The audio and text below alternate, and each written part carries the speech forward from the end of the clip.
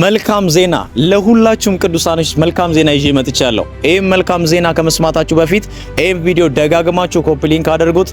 ቪዲዮን ጫን ብላችሁ ቀይን እየነካችሁ ለብዙ ሰው አብራችሁ የምትሰሩ ሁላችሁ ሼር አድርጉላቸው። መልካም ዜና ይዤላችሁ መጥቻለሁ። ይህን መልካም ዜና ደግሞ የምትሰሙበት የምትቀበሉበት ቀን መስከረም 22 ነው። አዲስ አበባ ባለን አጥቢያ ማለት ነው።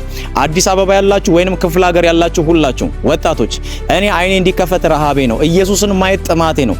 ደግሞም እግዚአብሔር ጥሪ ያስቀምጦብኛልና ያን ጥሪ በውስጥ ያለውን ቅባት እንዲነሳ እንዲቀጣጠል ፈልጋለሁ የምትሉ እኛ ቤት ኢየሱስ ሕያው ነው። እኛ ቤት ደማስቆ ዛሬም ሕያው ነው።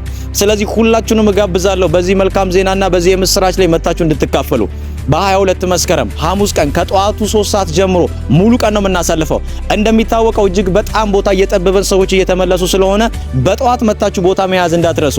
አድራሻችን ጉርድ ሾላ ነው፣ ሰገን ህንጻ አንደኛ ፎቅ ንግድ ባንኩ ጀርባ ማለት ነው። ሁላችሁንም ጋብዣለሁ። ለታመሙ ሰዎች እጸልያለሁ። በየትኛውም ጭንቀት ስላላችሁ ሰዎች እጸልያለሁ። ለወዳጅ ዘመዶቻችሁ ሼር አድርጉ። በዚያን ቀን ማንም ሰው አይቀርም። እጠብቃችኋለሁ። የኢምፓርቴሽን ቀን ነው። ሁሉም ሰው በዘይት የምጸልይበት ጊዜ። ወዳችኋለሁ። ተባረኩ።